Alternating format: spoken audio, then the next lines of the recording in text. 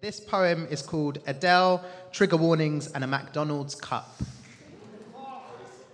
You have your headphones on listening to music when a McDonald's cup appears over your shoulder, attached to a hand, attached to a man, attached to a voice, just a faint mumble under the music.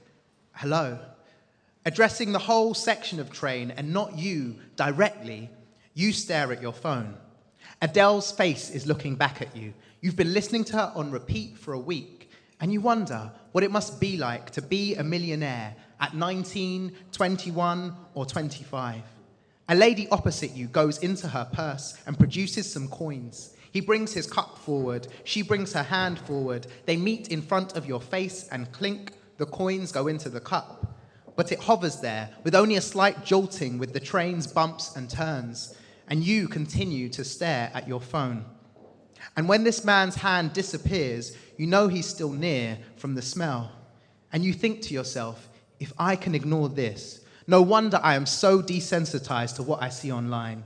Is this man, his hand, and McDonald's cup any more real or surreal to me than Trayvon Martin's packet of Skittles, than Eric Gardiner's haunting last words, than little Aileen Kurdi's body on a beach, than a night of bloodshed in Paris, than airstrikes on Syria? I've forgotten how it felt before the world fell at our feet. There's such a difference between us and a million miles. In a recent interview with Graham Norton, Adele said her tweets have to go through 2 people before they're posted online. Her management made this decision after too many drunken tweets and opinions.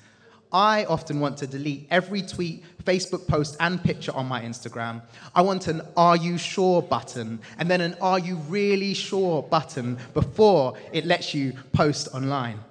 These words and images can haunt you like a ghost wearing your own face.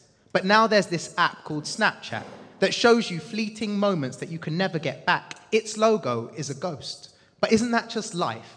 Fleeting moments that you can never get back. We see ghosts of ourselves when we look back at our past posts on social media. That's not you anymore.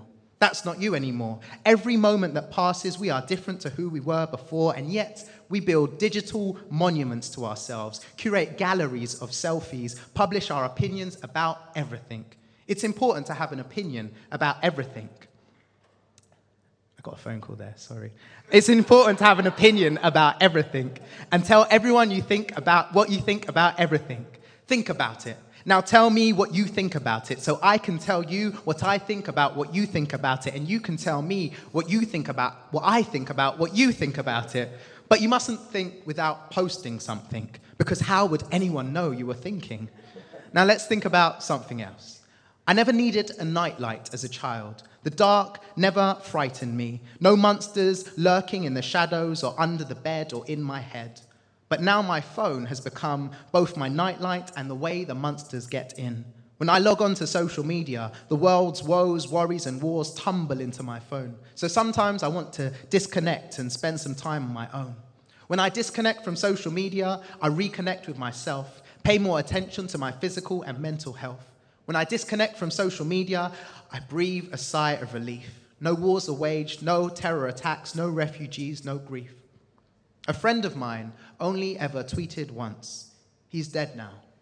But his Twitter account follows me. He will always follow me. He will always be smiling in his profile picture and in my memory. At the funeral, a friend said she found out via Facebook. Part of me wanted to see his dead body, so I knew it was really true.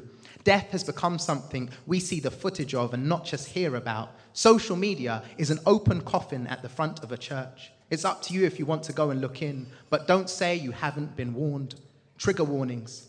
Ableism, abusive relationship, ageism, alcoholism, amputation, animal abuse, animal death, bestiality, blood, bodies, bones, bullying, cannibalism, car accident, child abuse, classism, cyberbullying, death penalty, decapitation, domestic violence, drinking, drug use, eating disorder, fat phobia, forced captivity, graphic sex, guns, Holocaust, homophobia, hospitalization, hostages, hunting, incest, kidnapping, medical procedures, murder, Nazi paraphernalia, needles, overdose, paedophilia, poisoning, prostitution, PTSD, racism, rape, ritualistic self-harm, scarification, self-harm, serious injury, sexism, sexual abuse, skeletons, skulls, slavery, slurs, suicide, terminal illness, terrorism, torture, transphobia, violence, warfare, weapons, 9/11.